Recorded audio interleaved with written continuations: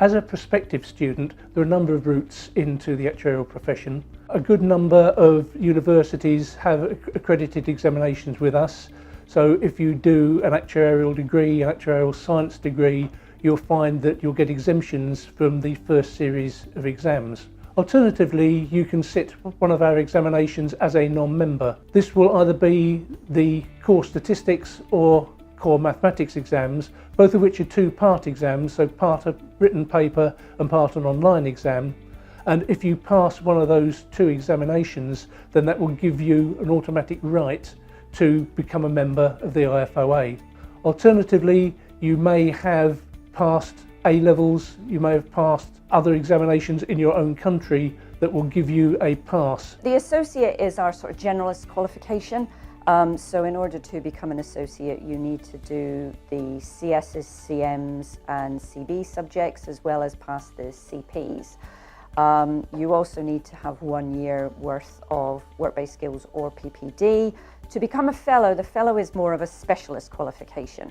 So it's required that you pass some exams in the sort of specialist area of your choice, depending on what you're working in. So it could be our pensions exams, it could be our exams in general insurance. Benefits to a new student of Curriculum 2019 is that it's up to date.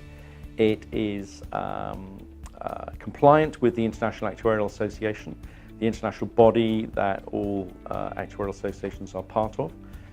They ratified their curriculum in November of 2017, and we've mapped against that and we are compliant. So it's an internationally relevant curriculum. It also gives those individuals the opportunity to work anywhere in the world. So the difference between, say, someone who has that older sibling who may have been through the sort of qualification process, the exams are different. There aren't as many 3-hour traditional exams, there are more online exams. The requirements on the work experience side are different now. The introduction of PPD, personal and professional development, is an annual requirement now, and it's all completed online. We have introduced some new assessments which are practice-based, so they're much more using the knowledge, the tools, the techniques, the ideas, and putting them into a practical assessment which is using some real data. So the old syllabus didn't really do much of that. It did it in 1 or 2 subjects, but this is much broader now. They'll see some changes to the later subjects as well in terms of making them more internationally relevant.